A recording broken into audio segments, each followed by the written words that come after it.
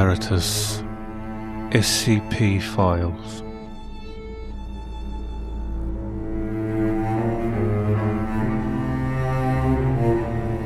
Episode 91 Perspective.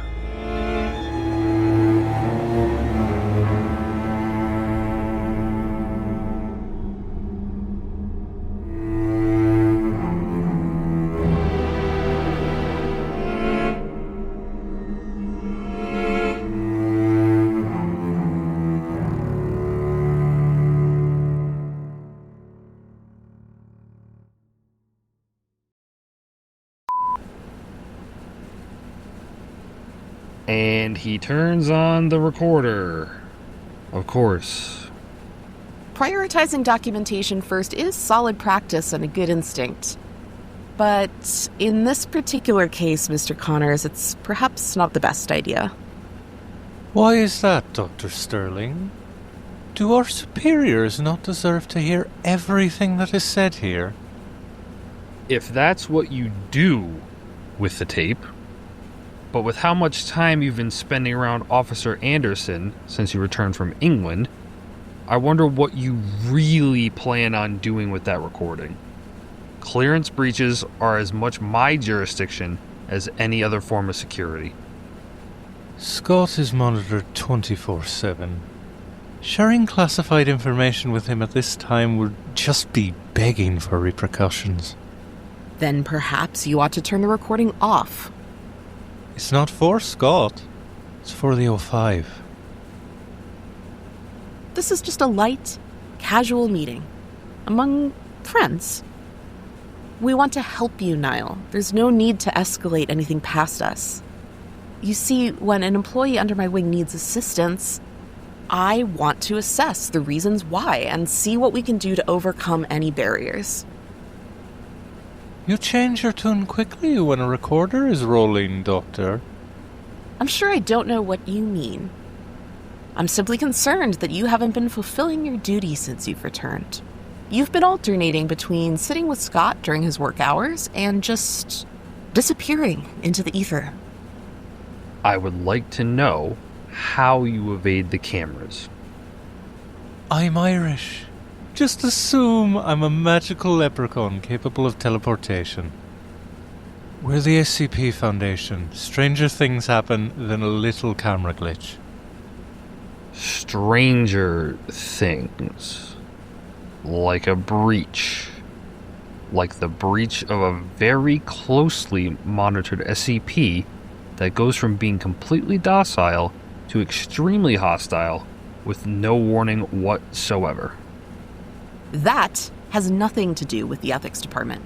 And it's certainly not why we called this meeting. Stay on track, Officer Orson. With all due respect, Dr. Sterling, investigating causes of the containment breach is security's jurisdiction. I am simply following the purview of my role, and I have reason to believe it was caused by a failure of the ethics department. Excuse me? How dare you accuse us? We worked around the clock with security to contain SCP-7566. Officer Parker is being posthumously investigated for his role in the breach. He saved your life. All your lives. He disappeared from his post hours before the breach, and then comes charging in after it started, acting strange. Acting strange? Yes, because he had to. He was doing your job for you because you were too incompetent to do it yourself. He abandoned his post, and that abandonment of a few hours, which is the first time he has ever been on record for leaving his post, it coincided perfectly with the door squid suddenly regathering strength and attacking out of the blue. His suspicious behavior in taking charge was not bravery. It was done out of guilt. You are making baseless accusations on things you do not understand. For once, I find myself in agreement with Niall. How rare. Quiet. Officer Orson, there are factors at play here beyond your own understanding. Then enlighten me. It's beyond your clearance level. Bullshit. You and I have the same clearance. That's a laugh. Niall, hush. What does he mean by that, Miranda? There are certain pieces of knowledge about this site which are on a need-to-know basis, and you don't need to know. I'm the head of security. How much more need to know can you get? I can't answer that. What's your clearance level? I can't answer that either. Your badge says level 4, as does mine. We have top secret clearance. That's the highest you can have without being on the 04 or 05 council. Are you in 05, Miranda? Of course not. But I find operations within the Foundation are rarely as clear as a simple number with no exceptions. No, security clearance is far more fluid than most would believe. Meaning what? Meaning, you need to take my word on this. Officer Parker did not directly cause the breach.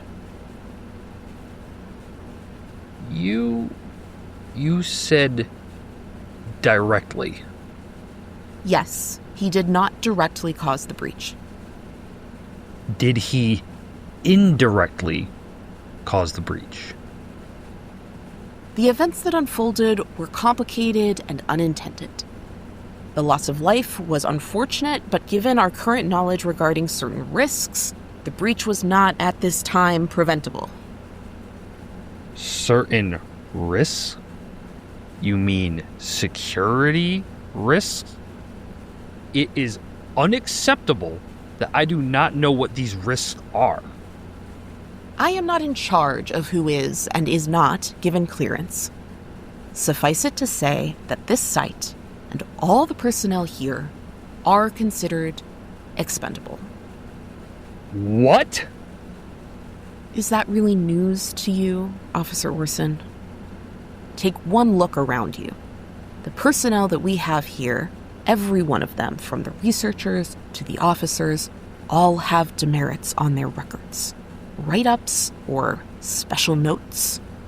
Why do you think our researchers were so quick to turn against us the moment the Chaos Insurgency could whisper in their ears? Why do you think the security officers fled when they were supposed to stand resolute and fire at 7566, even if it meant their own lives? That's why you're never on site. Why you always call in. You're afraid. How many researchers let Damien just walk onto the site, How many did you actually find evidence against? And how many still remain here? We found all of them. I find that extremely hard to believe. You're no leader.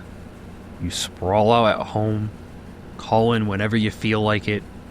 You barely do anything around here to actually help those of us who put our lives at risk every day.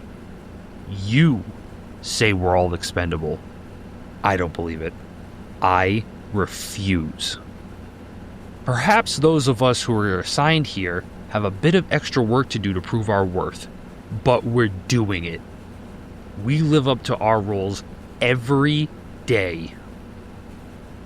Except when it matters most.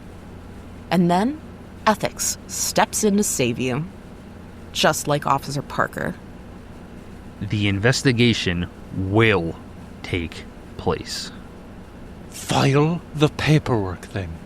See how quickly it's denied. Oh no, I refuse. Do you think I'm going to play that game?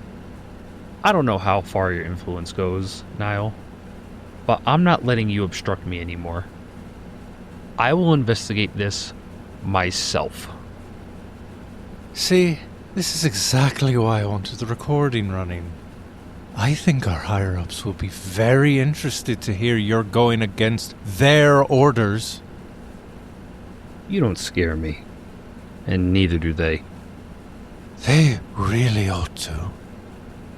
I am protecting this site. I am protecting our people. You can sit there and root for their slaughter, but I will not let that happen. Not under my watch. Mark my words, Niall, Miranda, I will figure out what you're hiding.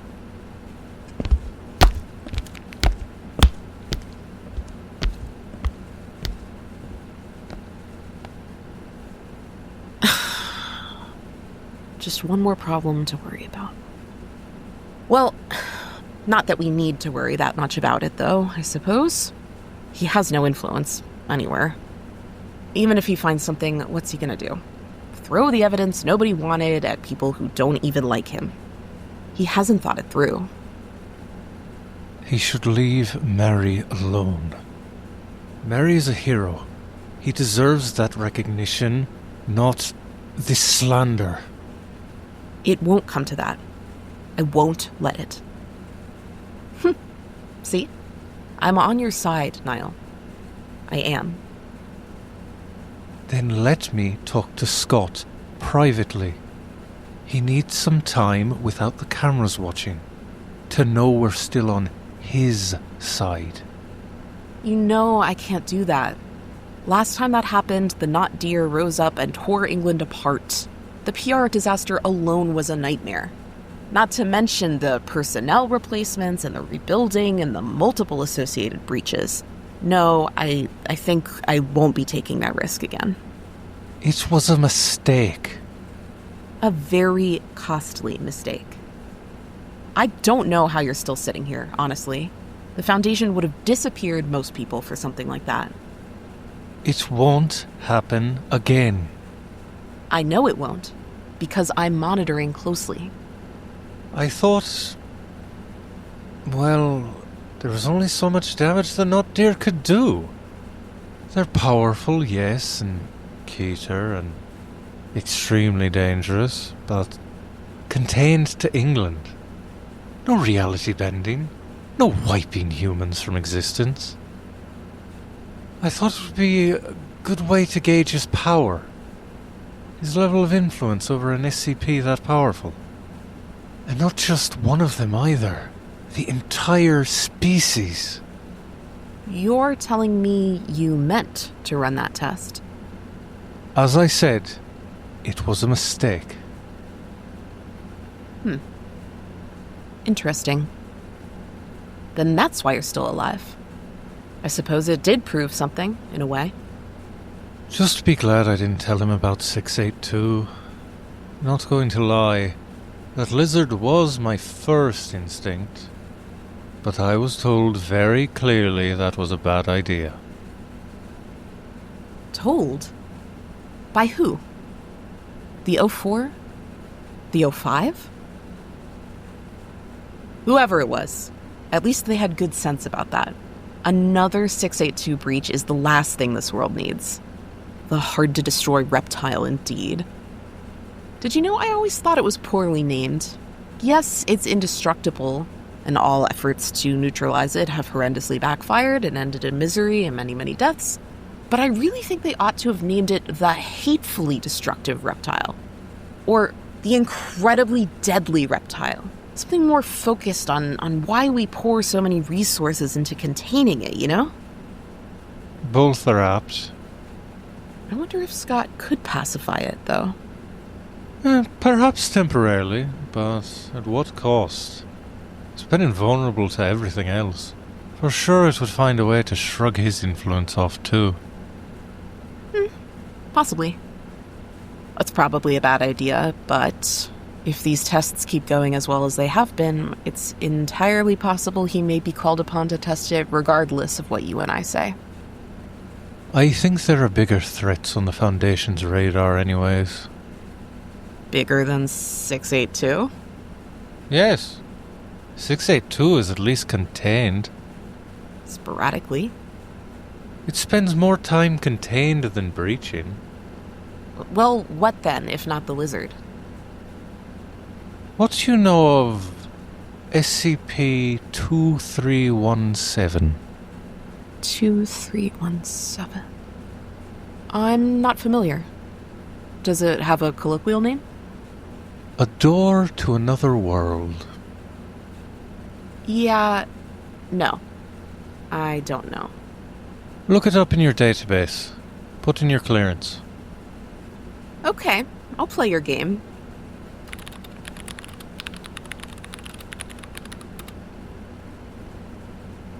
Since it is outside of this site's jurisdiction, I only have clearance level 3. Let's see. It looks like a 19th century brownstone building, secured at one of our Massachusetts sites. Stepping through brings you to an alternate reality. Specifically, it reads, Exploration of the alternate reality SCP-2317 Prime is limited, but the area directly accessible through SCP-2317 is a salt pan several kilometers in radius. A circle of 7 pillars, SCP-2317A through SCP-2317G, are positioned in a 10-meter diameter circle, approximately 10 meters in front of SCP-2317. Each pillar is approximately 1 meter in diameter and 7 meters tall, constructed of marble and engraved with a series of intricate bas-reliefs. The art style of the engravings do not correspond to that of any known modern, historic, or prehistoric civilization. Procedure 220 Calabasas is a ritual to be performed at solar noon each day, defined as the moment when the sun reaches its height over SCP-2317. Performing Procedure 220 Calabasas requires the following... Yikes. That's quite a list. That's a convoluted ritual, and I don't even have the clearance to see all of it. There's sacrificing some creature with an obsidian knife, and chanting something while pouring holy water and blood over some kind of ritual circle. Whatever this procedure is containing, yes, I imagine it's fairly important. I imagine it is too. You can't see the whole entry either. Do I look like a site director? This is just an example. You and I both can read about 682 and the note here. But there are several entries like this one where we can only see the containment procedures. Nothing about what's actually out there. They're going to use Scott to contain things like this? I am going to be so well known, so respected. Niall, I'm going to be the discoverer of the next great leap in containment of XK-class end-of-the-world scenarios. I am going to be revered. I'm happy for you, Dr. Sterling.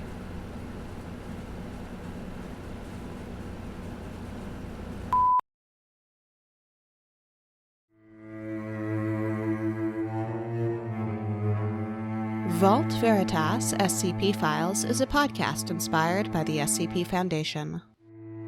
Perspective is based on SCP-2317 by Dr. Clef from the SCP Wiki located at scpwiki.com/SCP-2317. It also has references to SCP-682 by Dr. Gears and Epic Fail Spy, and 7566 by Placeholder McD, Harry Blank, and Gabriel Curo.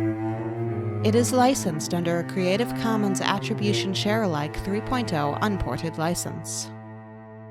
This episode featured D.R. Thompson as Niall Connors, Mintaka Angel as Miranda Sterling, and Matthew Findison as Seth Orson. It was written and edited by Leola Angel.